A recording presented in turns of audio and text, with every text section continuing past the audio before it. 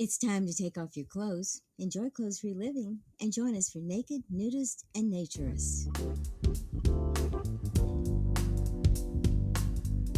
Welcome to Naked, Nudists, and Naturists, the show that celebrates clothes-free living for all.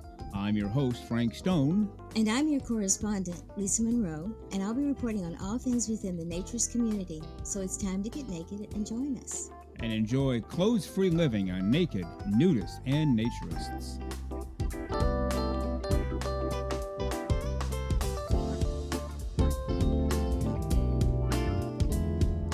Well, greetings and welcome into Naked, Nudists, and Naturists, episode 116 today. Really glad that you're with us, ready to dive in and enjoy clothes-free living for the next hour or so on these Wednesday extravaganzas. As you know, we don't have a time limit. There's no minimum. There's no maximum. There's no, by golly, we're hitting an hour perfectly on the mark every single week like we do on Saturday mornings. Wednesday shows are much more flexible. So as long as we're together today, let's do it clothes-free for all of the right reasons. Well, come on in. The pool really feels great. We went swimming this morning before we began the show, so dive in and enjoy it. The hot tub is ready to go. The grill is going full bore. Fruits and vegetables off to the right. Cold drinks off to the left. Inside, you'll find hot drinks, coffee, tea, espresso. And outside the left door, you will find a hammock strung between two trees. If you need a break, you need a nap, that's the place to go. And also the back of the pool area is where our cigar bar is. Help yourself. We have plenty of extra lotion, extra chairs, extra towels. You just cannot go wrong by being here every Wednesday at 12 noon Eastern Time, or here 6 a.m. Eastern Time on Saturday mornings. Well, on today's show, Lisa Monroe, who was out in the lobby, I can see her through the glass. She and Jennifer are talking. I don't know about what, but I always get nervous when those two are alone and talking. you never know what they're plotting, and maybe they're just talking about life in general. But she'll be coming in a moment, and we're going to discuss a blog by Tony VALENCIA. Tony sent us his blog and a particular post on naturism, and more specifically, naturism in the Bible. So we will read that, and we'll also discuss it a little bit. In the middle of that discussion, we have yet another song by Rick DOROCIAK. He of kick-ass nudist fame in Florida lives his full-time residence is the Lake Como Nudist Resort, and he's on fire for naturism. So we'll play that song about halfway through the show, maybe two-thirds through the show today. Yet another song released by Rick DOROCIAK. Well, we hope that you are enjoying life and enjoying this summer. Where we are in the Northern Hemisphere, the southern part of the Northern Hemisphere, it's really hot, but we like it hot. We like the hot weather. Not everybody does.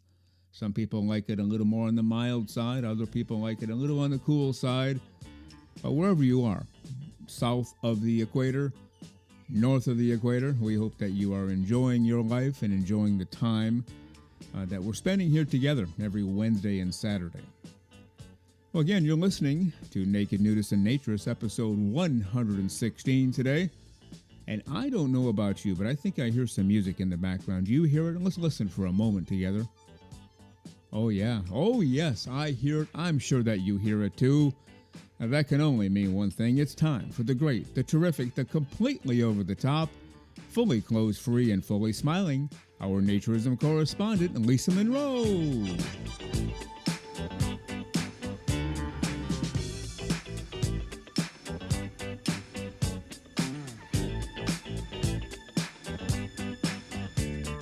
And here she is, the one and only, the completely clothes-free and fully smiling, our naturism correspondent, Lisa Monroe. Good morning, Lisa. How are you today? Good morning, Frank. I'm doing terrific, and here we are again. Yes, these Wednesdays extravaganzas. I'm actually enjoying these a lot. I mean, we knew we were going to enjoy them anyway. We knew the listeners would because they told us they wanted them. But I personally am enjoying doing these Wednesday shows. How about you? I am, and it's just a much more relaxed atmosphere. It just feels We know we have an interview coming up. We know we have things to do and the time frames. And this is just really cool that we don't have to worry about that today. Yeah. Well, you mean interview coming up on the Yes, Saturday shows? yes, Yeah. yes, on the Saturday shows. Sorry. Yeah. It is a totally different feel that really can't be conveyed. At least I can't find the words for it. And some of the listeners hear it in our voices. They hear a more relaxed pace. It's Hmm. because we are. We're not up against a deadline. We're not even looking at the clock. When we're done, we're done. And not fighting, oh boy, better cut that sentence short. Ooh, I was going to say this. Can't do it now because we've got to be done in an hour. This is how we set everything. So, yeah, I'm enjoying these Wednesdays. Glad you are too. I had a question for you before we get into the content today. Yes, sir. Today is August 20. Hmm. And where I live, kids have been back in school for at least a week. Hmm. Do you remember, and we're each only 27, so it's not been that long ago. Do you remember when you started school each year, when you went back to school? Was it before Labor Day or after Labor Day? Usually it was just before Labor Day, and for some stupid, strange reason, school would start like on the Wednesday before the Labor Day holiday, and you go Wednesday, Thursday, and a half day Friday, and then you were off until the following Tuesday. I always started after Labor Day. It was you'd have Labor Day on a Monday, Hmm. teachers reported on Tuesday, kids reported on Wednesday, oftentimes for a half a day, just to hear your classes, hear your Hmm. teachers, whatever. Hmm. And then you start in earnest on Thursday and Friday when you'd bust tail. Hmm. Well, now it seems like a lot of schools throughout the country are starting before Labor Day, sometimes a week before, sometimes even a whole month before. It's just crazy to me, but that's just how much the world has changed. It certainly has. And, used to they started pushing those dates back in order, or pushing the end of school back because of snow days or something like that. Down here, they kind of take hurricanes into consideration, but we don't really have that many days we lose because of hurricanes unless we have a direct hit. So it makes no sense. But yep, school started at least a week ago. Yeah, and we can do nothing more than just laugh at the yellow school buses as we drive on the road because we're not on one of them going to school. How about that? Thank goodness. And there's one funny thing I find every single year. Uh-huh. And that is that, kids go to public school from grade 1 to grade 12. So that means that after grade 1, these parents have experience dealing with traffic and knowing how to get their kids to and from school. So you would think that with that many parents from a second to 12 that have experience and know how to do this, that they wouldn't be in total chaos as if they'd never got taken their kid to school before.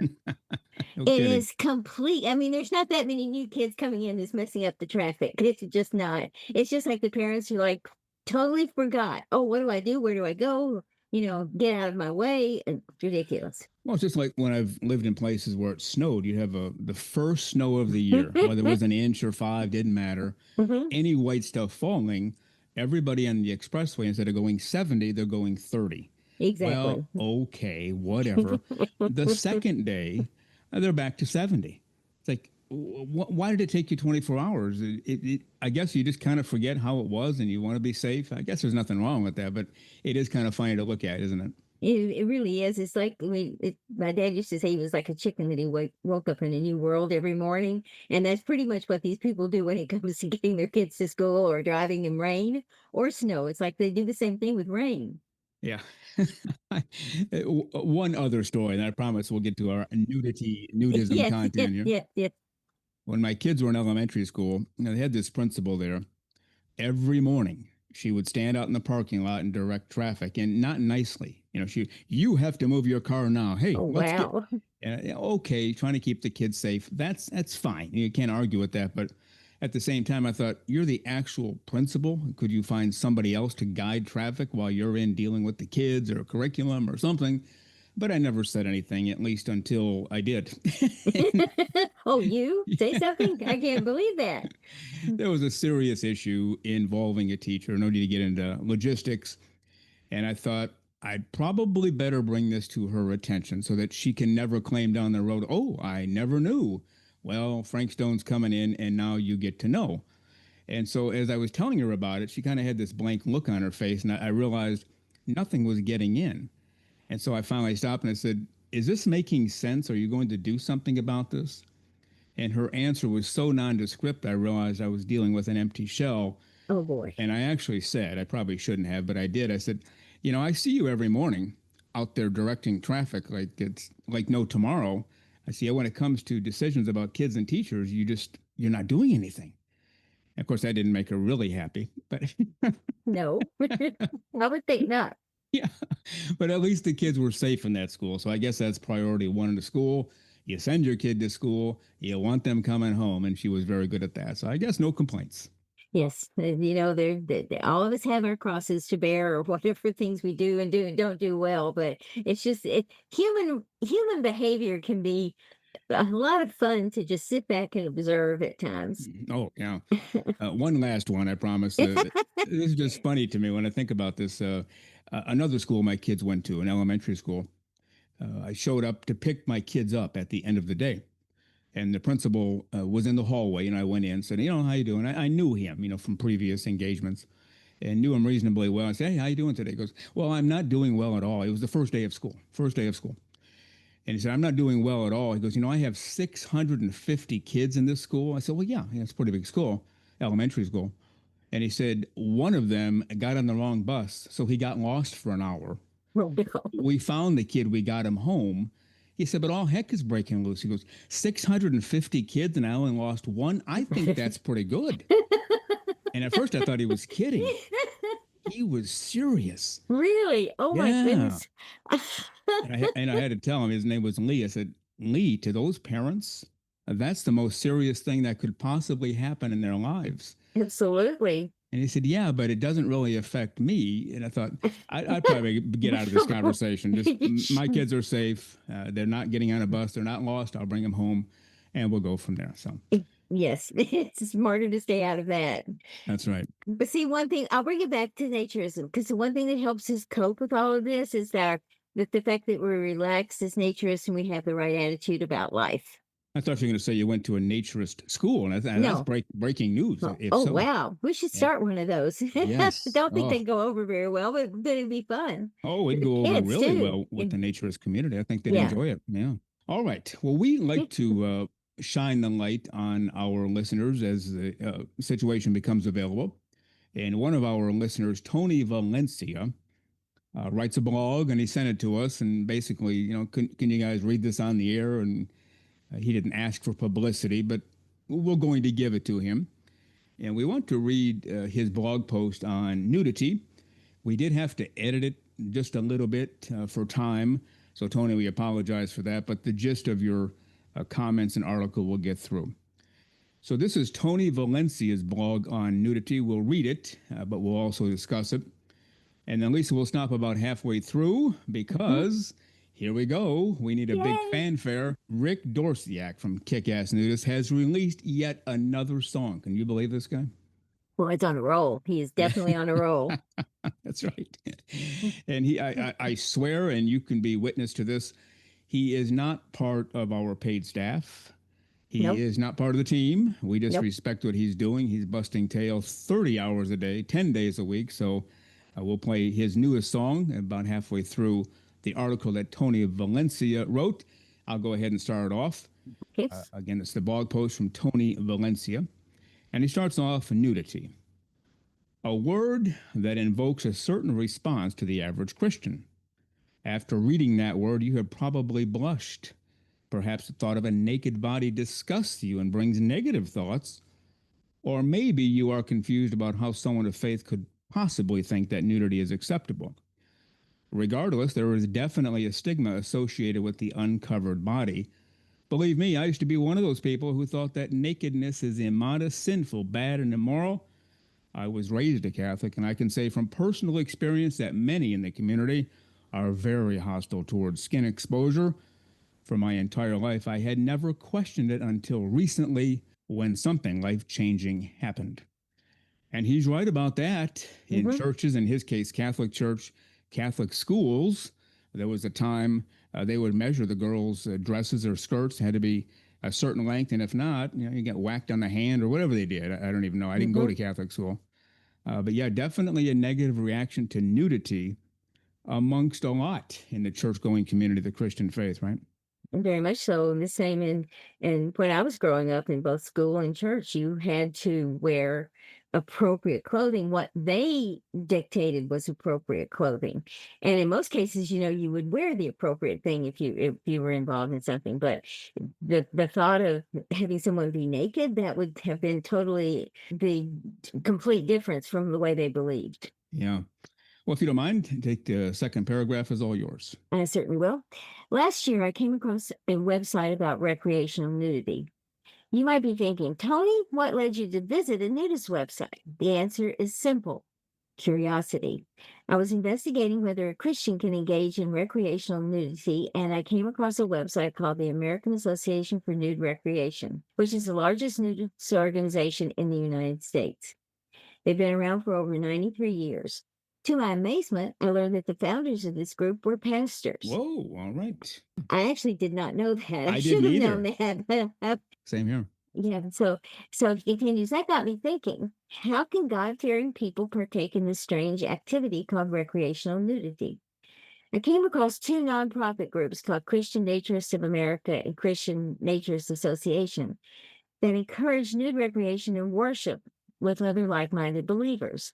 The organizers said that the non-sexual nudity and Christianity are compatible with each other. This caught me by surprise, given my upbringing in the faith. I then became more interested in this subculture.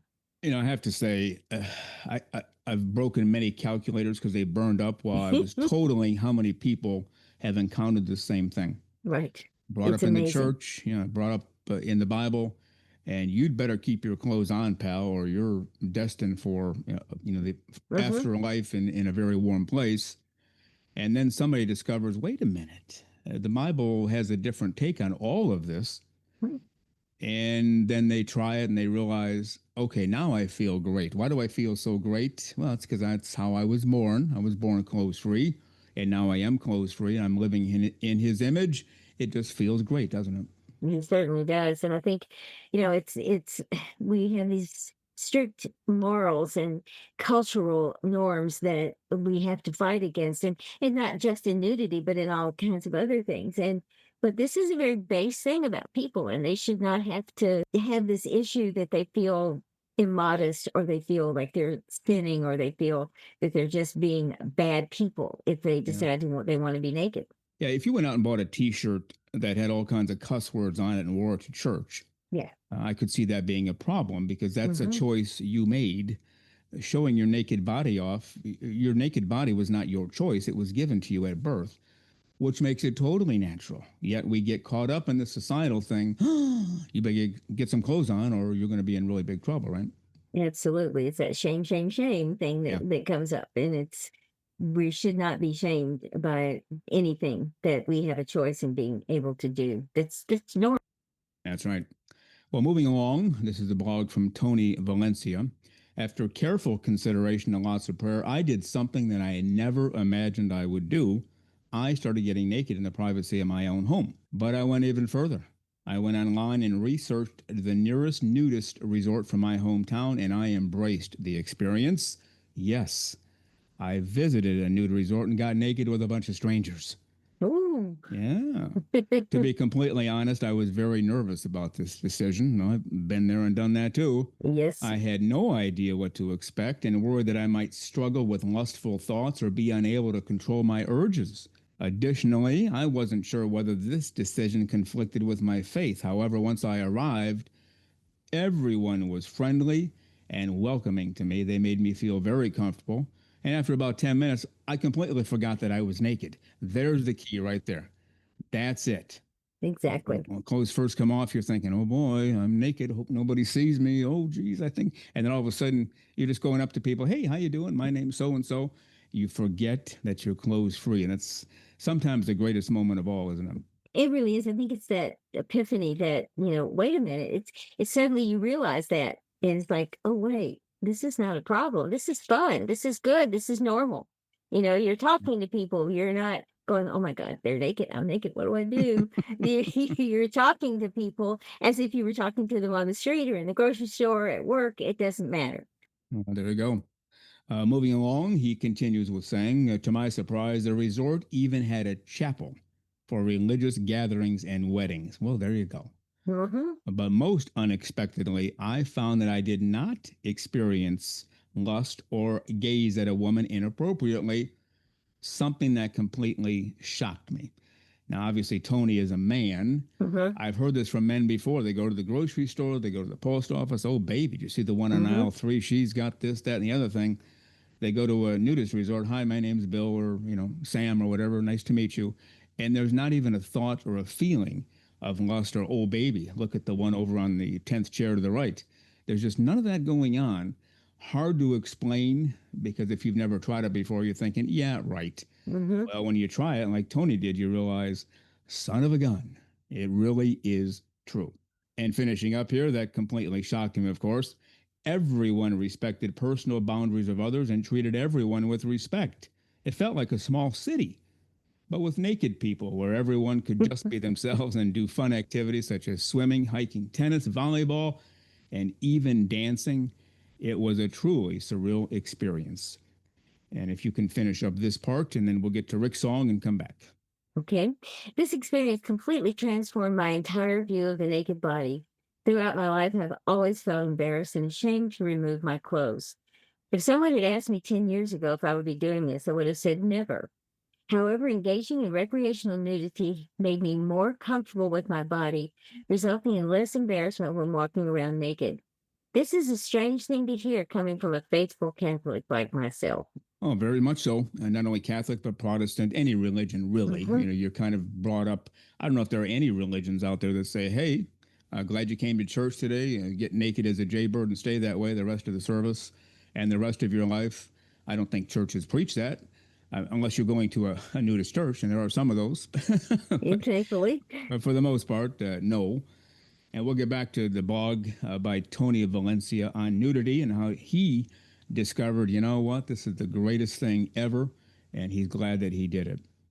We should remind people, Lisa, you are listening to Naked Nudists and Naturists, episode 116 today, Wednesday extravaganza with only Lisa and Frank, no guests, and we're just having a good time, aren't we? We certainly are. And now let's turn our attention to Rick DOROCIAK. He was a guest on the show in the past, and he's just on fire for nudism, naturism, clothes-free living, lives at Lake Como in Florida, a nudist resort. That's his actual home. He doesn't visit there on the weekends.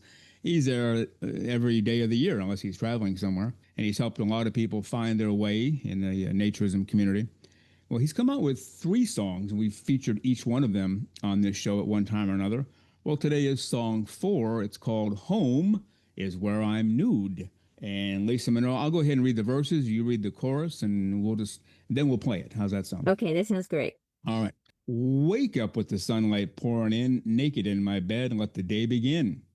Coffee in my hand, bare feet on the floor. I'm dressed in nothing, but I couldn't ask for more. Some folks think freedom is far away, but I find mine every single day. Because home is where I'm nude and I'm loving life. No stress, no worry, no daily strife. Just me and my skin the way I was made. Every care in the world just seems to fade. Home is where I'm nude. Yeah, that's my truth. Living every moment in my birthday suit. Oh, this is great. I love that. Yeah.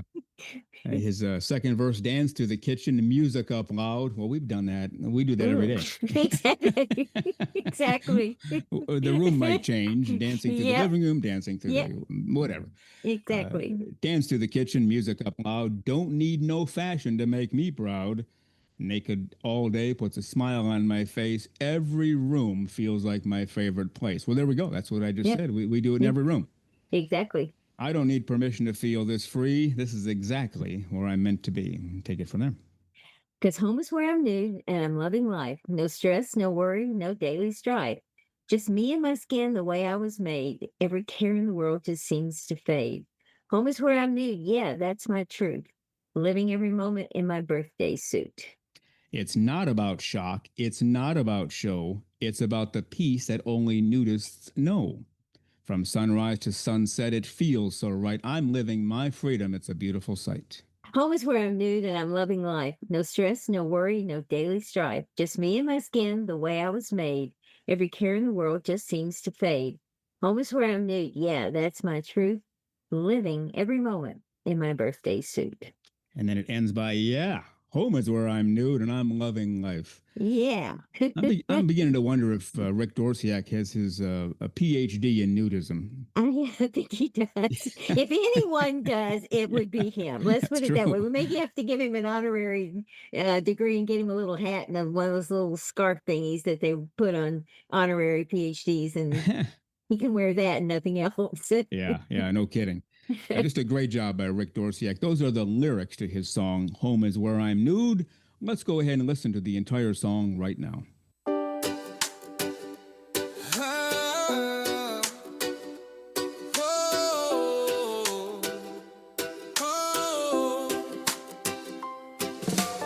Wake up with the sunlight pouring in, naked in my bed, let the day begin. No coffee in my hand, bare feet on the floor. I'm dressed in nothing, but I couldn't ask for more. Some folks think freedom is far away, but I find mine every single day. 'Cause home is where I'm nude and I'm loving life. No stress, no worry, no daily strife. Just me and my skin, the way I was made. Every care in the world just seems to fade. Home is where I'm nude, yeah, that's my truth. Living every moment in my birthday suit. Dance through the kitchen, music up loud. Don't need no fashion to make me proud. Naked all day puts a smile on my face. Every room feels like my favorite place. I don't need permission to feel this free. This is exactly where I'm meant to be. 'Cause home is where I'm nude and I'm loving life.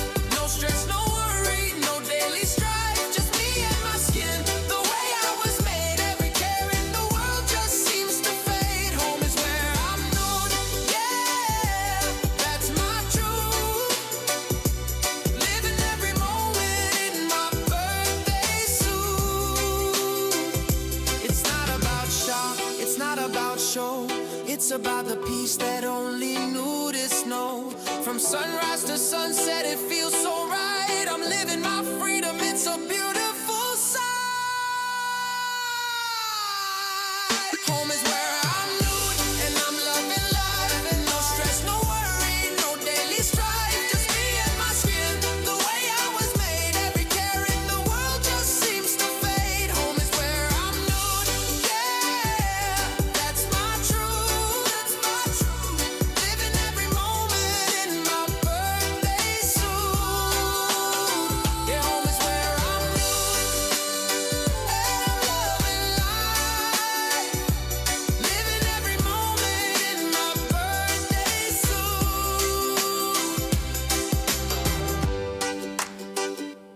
Oh,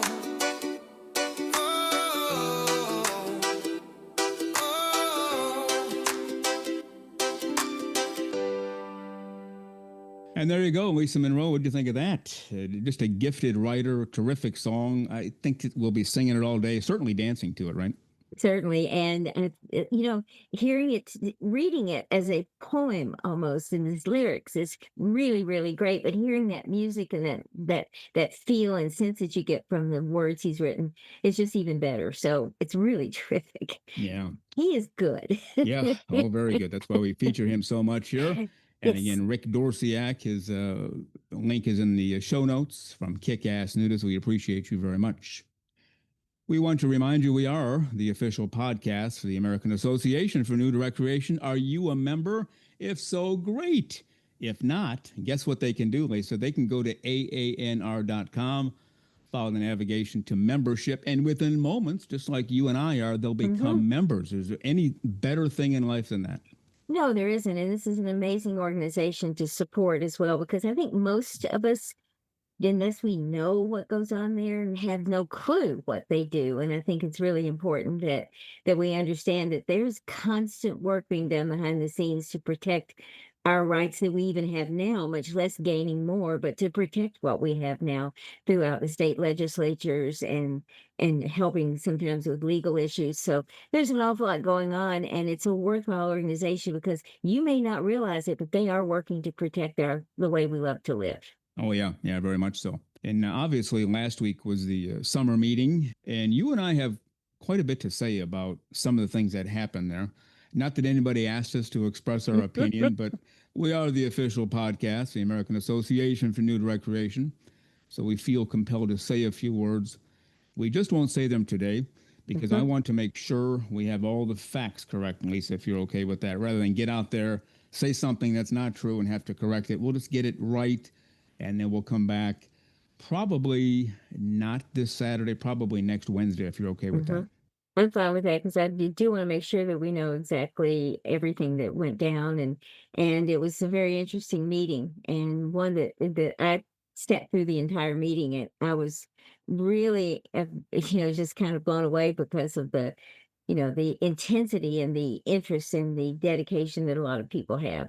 Yeah, I was ridiculously out of sorts and out of mind and not available last week. I tuned in a little on Wednesday, and then I just had to not be there. Yeah. But you were kind enough to listen to the whole thing and text me every 3 or 4 seconds. And that's very much appreciated. It kept me in the loop as well in real time. So, but we'll talk about that next week if you're okay with that. I'm fine with that. Okay, let's get back to the blog by Tony Valencia. You're listening to Naked Nudists and Naturists, episode 116. Tony says, unfortunately, the naked body is often conflated with sexuality due to prevalence of pornography. And that's very true and very sad.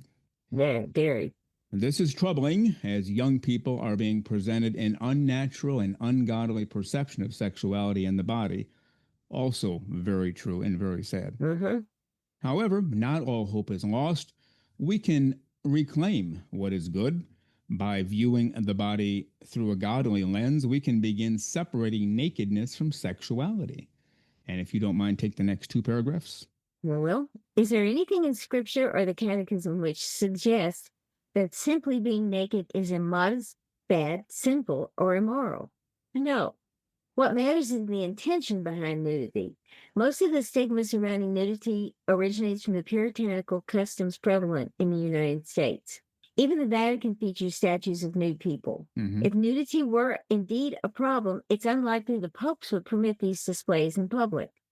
In fact, the recently canonized Pope John Paul II discussed the naked body in his book titled Love and Responsibility.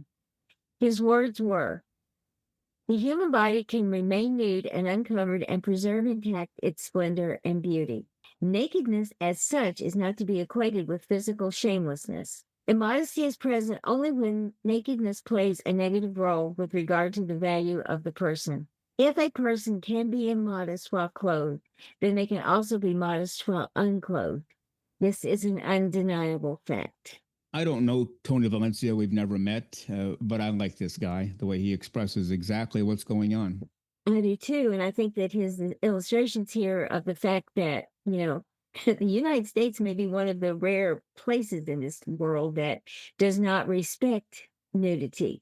And my father always used to talk about the fact that we had to remember that the reason that we are this way today is that the Puritans were sent over and they were kicked out of England for a reason. So they're, and he was being very serious about that. And it was something that always impacted him when he thought about, what we did here in this country. Well, finishing up his blog post to the last paragraph, everyone is born naked. As children, we swam naked, embracing our natural state without shame. Historically, baptisms were done naked, symbolizing purity and renewal. In many cultures, full or partial nudity is common, reflecting respect and comfort surrounding the body. There are even Christian communities that worship in the nude, which was the most surprising. It is important to rewire our minds about how we perceive nakedness. If that means getting naked around others in a safe environment, then I encourage it. Your life will change for the better. Mine definitely has. And that concludes the blog post from Tony Valencia. His link is in the show notes as well. If you'd like to visit his blog and find out what else he's writing about and support him, send him a note. I think Tony would appreciate that. Lisa, any final thoughts on the blog? I think he's hit on some very key things here, and that is that I think I like going back to the illustration from the Pope. If in this comment that he made after that quote, if a person can be immodest while clothed, then they can also be modest while unclothed. And that's very true. And it's, we often talk about people and their people and their intentions. Some people can't seem to control themselves over eating or over watching television, over sex, over all kinds of things. And the fact is that we do have that control. Unless there's some sort of medical reason, any one of us can control what that urge is that we have. And people need to be taught that they can do that. And a lot of times they're not. You just, oh, boys will do that. Oh, girls will do that. And that's the wrong way to look at this. Yeah. And we get, especially when I was like in middle school, high school, guys were always bringing, Playboy magazines, Penthouse magazines. Hey, check out the chick on page 83. And we accepted that as normal. That's about as abnormal as it gets. And it really has no place, because then you are sexualizing things. He talked about pornography in his blog, and that's all junk. And if anybody comes to me with something like that now, you just get out of here. And sometimes we'll get people who want to be followers of us, or they do follow us, and the tendency is to follow them back. But I always check it out first. And some of the people who follow us have graphic sexual activity going on. It's that's a very quick no. We're not going to follow you. So when we get away from that and just enjoy clothes-free living, as we always say, for the right reasons, life begins to open up, and then we experience all of the joys that Tony talked about, right? We certainly do. And, he talked about that being in the environment of a naturist resort and feeling totally comfortable once he got over the initial, shock of being the first time he was there, but being normal. And that is because that is the culture there.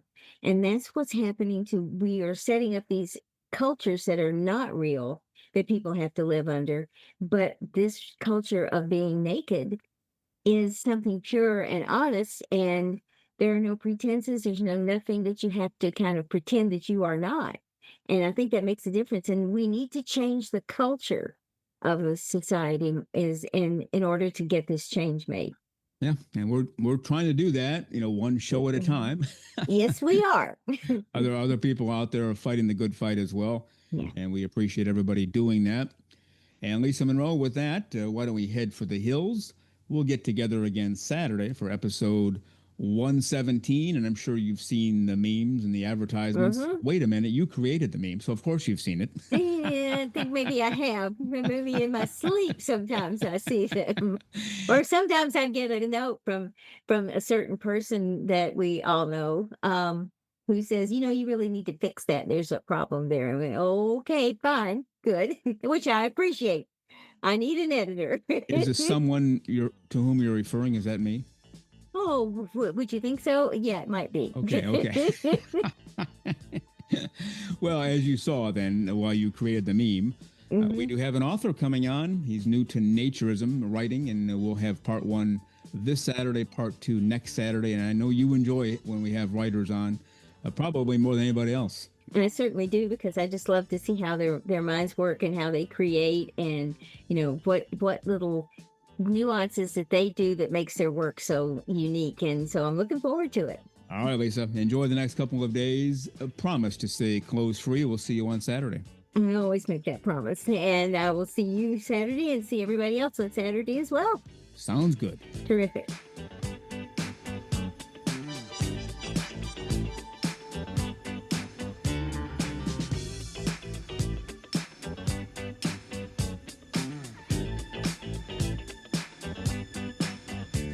The very terrific Lisa Monroe. She does so much around here. It's incredible to even list off. It would take too long to go through the entire list. And on top of everything else that she does, she pops in here twice a week now. Used to be once a week to do the Saturday show. Now twice a week. Once to do the Wednesday show, once to do the Saturday show. I think the secret to her success is she actually has more hours per week than the rest of us have. We get 168. She gets like 500. That must be the answer. Always on fire, totally energetic and ready to go. And we appreciate Lisa Monroe very much. Well, we hope you enjoyed today's show. These shows have been going very well. Your reactions through email and direct messages have been highly positive. Just Lisa and Frank every single Wednesday. We appreciate your response. We appreciate you listening. And we appreciate when you like, review, subscribe, wherever you do that, either on Spotify, Apple Podcasts, wherever you get this podcast that drops every single Wednesday at noon Eastern Time and every single Saturday at 6 o'clock a.m. Eastern Time on Spotify. And on this coming Saturday show, which will be Saturday, August 23, we'll be dropping episode 117, which will feature part 1 of my interview with new naturism author, Marcel Lamoth.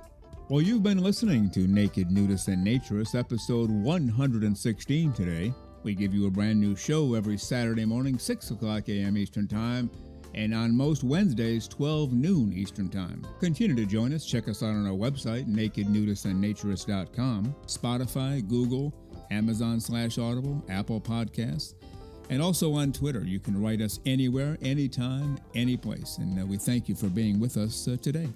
Plan to join us for every single one of our shows here and have your clothes off when you're listening. We have our clothes off when we're broadcasting, enjoying the naturist life. We celebrate clothes-free living for all. Remember to enjoy being naked and join us again for Naked Nudists and Naturists. We drop a brand new show every Saturday morning, so come back and join us. Have your clothes off when you do for Naked Nudists and Naturists. Have a great clothes-free day.